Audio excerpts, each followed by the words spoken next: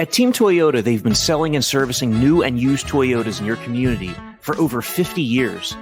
And you can reserve your next new Toyota with them today. You'll get a realistic timeline, and even in this crazy market, they won't charge you over MSRP. Or don't wait at all. With over 75 certified Toyotas, including a bunch of RAV4 and Highlanders, you can drive one home today. And you can always trust them to maintain your current vehicle. Their service and collision centers are high-tech, comfortable, and will save you time and money. Team Toyota can help you go anywhere you want, but they'll always be your hometown team. Just visit teamtoyota.net and choose from 3 locations in Langhorne, Glen Mills, or Princeton.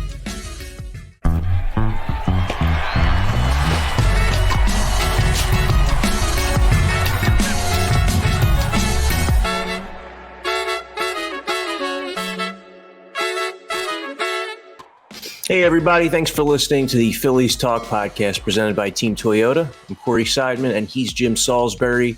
And here we are on a Monday morning after the longest in-game rain delay in Phillies history of 3 hours and 36 minutes. The Phils finally finished off the Nationals on Sunday to complete a sweep and to continue their success over the bottom 2 teams in their division.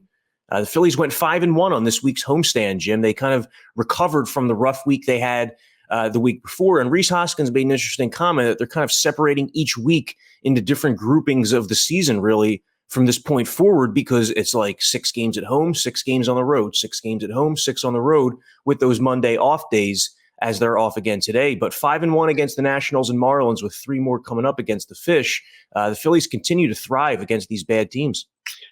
Yeah. And that, those weak teams came up at a perfect time, like you mentioned, after that 5-1 trip where they did not play good ball, in all phases of the game. What are they now against the Nationals? 13-2? Yeah, 13-2 against the Nats, 10-6 against the Marlins. Yeah, and then they got the Marlins now for 3, starting Tuesday night. That's what you have to do against, teams, poor teams. You look at the Nationals, they win that World Series, in 2019, and they've let a lot of great players walk via free agency. One of them's here in Philadelphia. They have peddled other great players in fire sale trades 2 years in a row. They're rebuilding. They're stripping down, becoming more attractive for a potential buyer. So you got to go out and take it to those teams like that. And that's what the Phillies did to the Nationals, and need to continue doing it to the Marlins, who are like 30 games under 500 since the All-Star break. Kind of hard to believe, really, with some of the arms they have and a few of the exciting young players in the lineup that they have.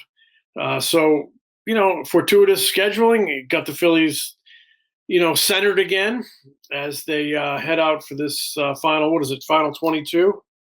I was doing a little bit of math this morning, and that's always dangerous. So you're forewarned. Phillies 78-62 with 22 left. That's right. They're going to make the postseason. If they just play 500 ball over the last 22, that'll be 89 wins. And the team they have to kind of X out would be Milwaukee. And Milwaukee would have to go 14-7 in their final 21, and they haven't played that percentage, or haven't had that winning percentage all season. That's pretty dramatic. So if the Phillies can go 500, and they got 7 with the Braves, that's going to be tough. The Braves have a lot to play for, but I think the Phillies should be able to go 500 if they can look themselves in the mirror and say they're a playoff team. They should be able to go 500 over these final 22, and if the trend they have, enjoyed, I guess you'd say, since June 1 is they're much better than a 500 team. So they just need to focus on the Phillies, and they should be all set. Well, in looking at the Brewers have not played nearly as well in the second half as the Phillies have. They're 18-22 since July 31st. And this upcoming week for Milwaukee, this is a chance this week, if the Phillies play well on their road trip, to really bury the Brewers, because the Brewers have 2 with the Cardinals, 3 with the Yankees, and then 3 with the Mets. Those are their next 8 games. And when you talk about teams who have a lot to play for, obviously the Cardinals are going to want to beat the Brewers, a team in their own division. Then you have the Yankees, who are still trying to grasp onto a home field advantage in the American League. and then the Mets, who are trying to fend off the Braves. So those next 8 for the Brewers are going to be very difficult. And that's a team that has a weak offense and is built around starting pitching. They just lost 2 members of their rotation to start the weekend. Freddie Peralta's on the injured list with a shoulder, Eric Lauer with an elbow. So that team's kind of running on fumes as the Phillies are getting a little bit healthier with Sir Anthony Dominguez returning Sunday and Zack Eflin set to return on Tuesday. Right. Getting a little healthier, very important. And it just seemed to be the bats, a couple guys that had slumbering bats started to come around this weekend. You saw some signs of it. I mean, Hoskins has put together a pretty good week here. Real Muto's been really good since June, around the All-Star break, I should say. And Schwarber got it going a little bit this weekend. Harper got it going. Bohm has been pretty consistent. So even beyond health, a few good signs during this homestand. But, you mentioned the Brewers, and, I think it's important the Phillies really step on the gas here in Miami and then try to play the Braves. Try to play the Braves like you played them all year, 500. Try to play them tough. I know they're a good club, but you've played them tough all year. Continue to play them tough. And, I really think it's important to kind of sew up something, with some schedule remaining so you can get some guys a little bit of rest and configure that starting rotation. I think we all believed for months this could be a dangerous team in the postseason because of Zack Wheeler and Aaron Nola in a short series. Well, get Nola on a good day, get him a little rest, and of course, the big X factor here is you need to get Zack Wheeler back healthy and looking like Zack Wheeler, healthy and effective, and dare I say dominant, which he often is. So you need to get him on the mound. He's going to need some reps to knock off some rust here. So there's a lot of reasons that you want to X out the Brewers and lock down that postseason spot and get your pitching in order going into a short series. Yeah, the Wheeler situation is getting to be a bit of a concern here. He's missed about 3 weeks now, and Rob Thompson said that Wheeler will travel with the Phillies on this week's road trip, but he's unlikely to be activated during it. They want him to throw 2 more bullpen sessions, one early in the week, Monday or Tuesday. The next one you'd think would be, leading into the weekend, and then potentially he could be activated to begin the following homestand, which is against the Blue Jays and Braves. But, if he comes back on September 20th against the Blue Jays, that's 6 starts that he would have missed. That's 5 or 6 turns through the rotation.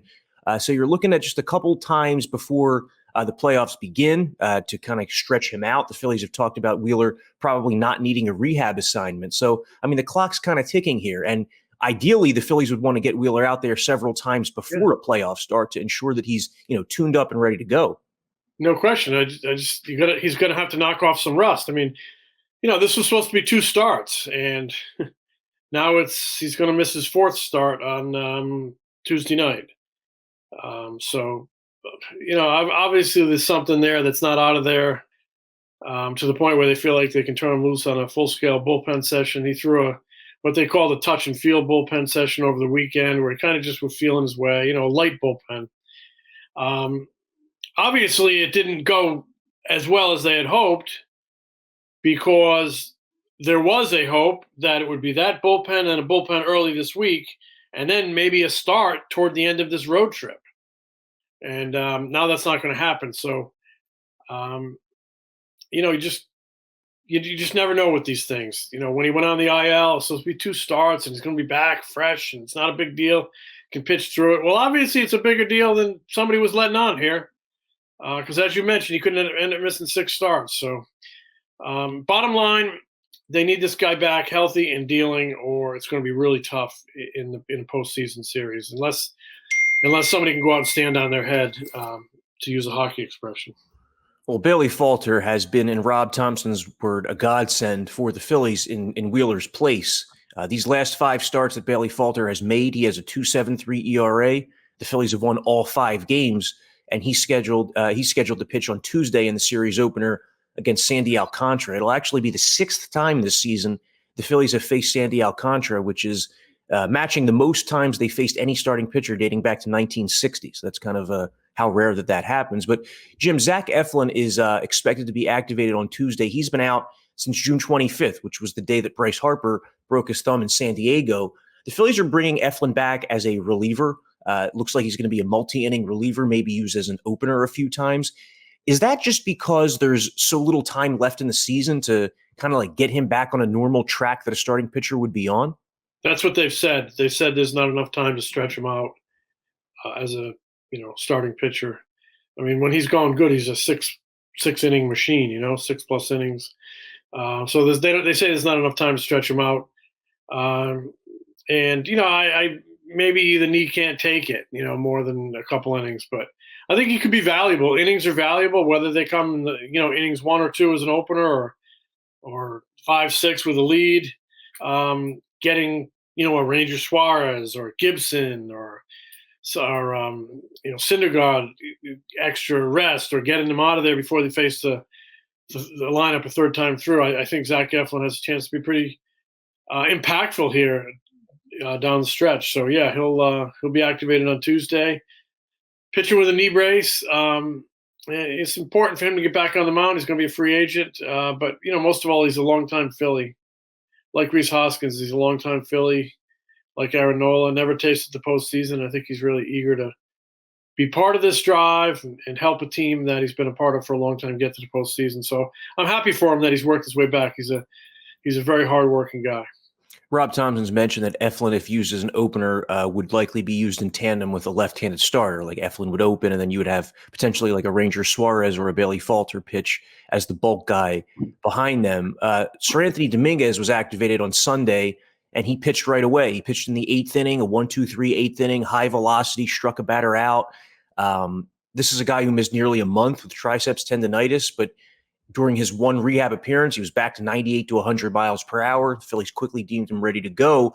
His first appearance was in a setup role. I'll be curious to see if that continues or if that was just a way to kind of get him back in a slightly lesser leverage role than he's been in. But his presence should help a lot of guys in the bullpen because especially the back end of the bullpen, it seemed like it's been running on fumes of late.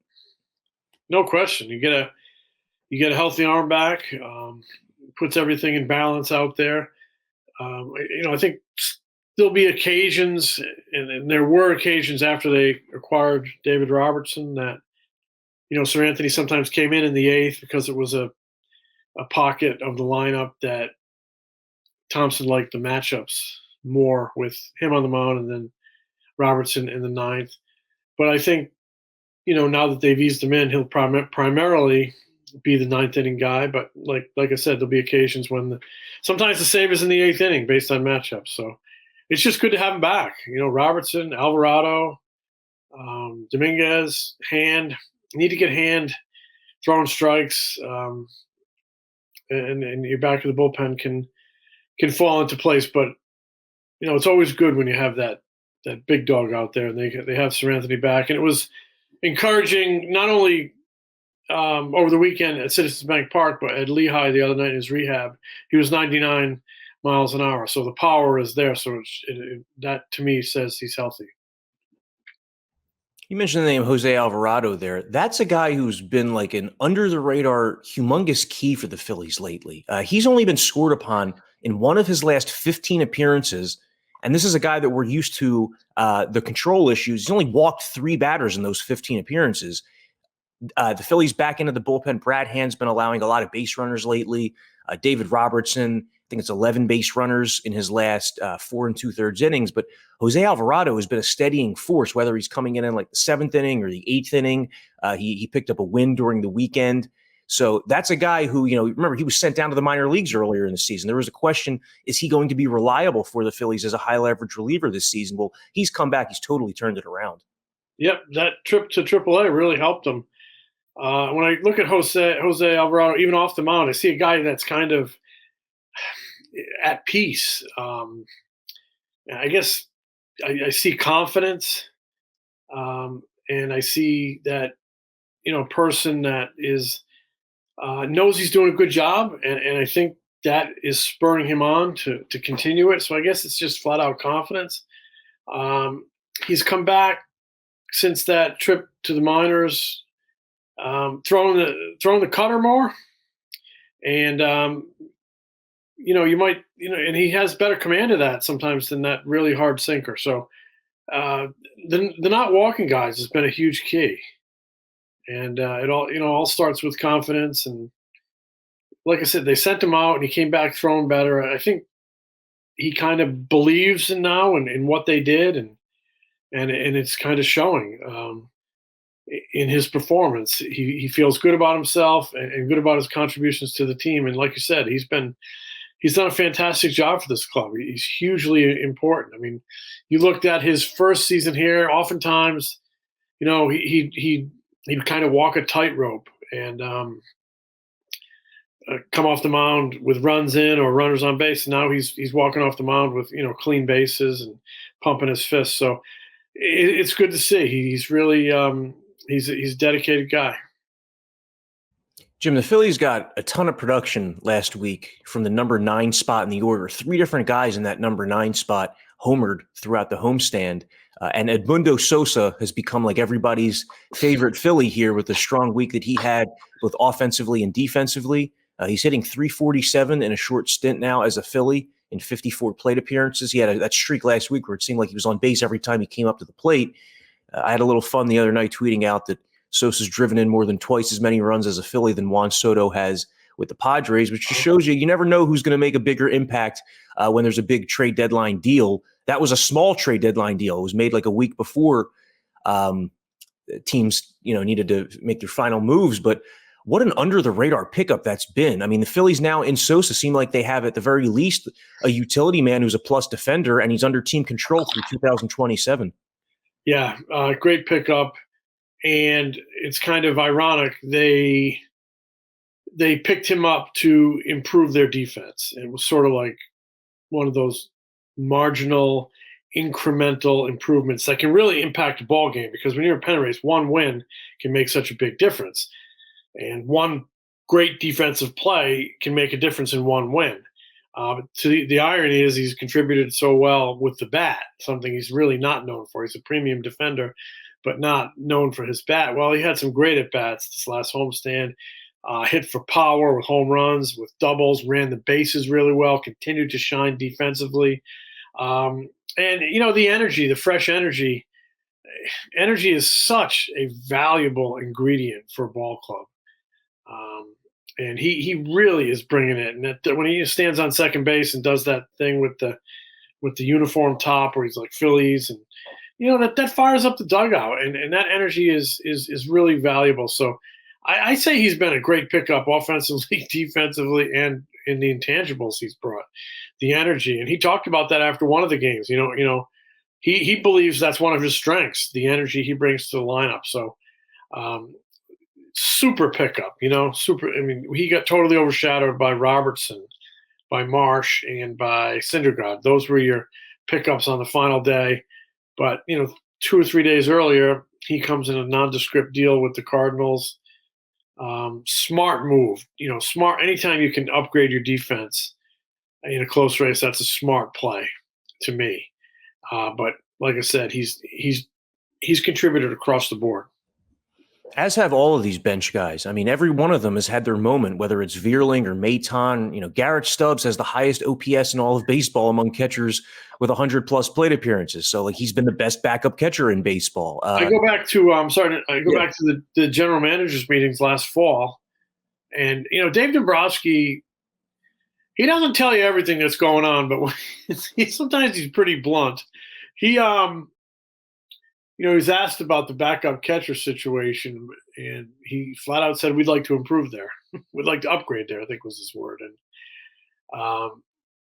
one of the big reasons for that, not just the upgrade, but that they wanted to give the guy more time because they need to protect JT Realmuto a little bit. But Stubbs has been a great pickup, and a little bit like Sosa, he brings a lot of energy and a lot of competitiveness, good at bats, good defender. I mean, he was a catcher at USC in the Pac-12, and he was voted the outstanding catcher in college baseball. So this guy just didn't fall off the turnip truck. I think people take him a little, maybe don't recognize him for what he is because he's a slightly built guy. He's not a big burly guy.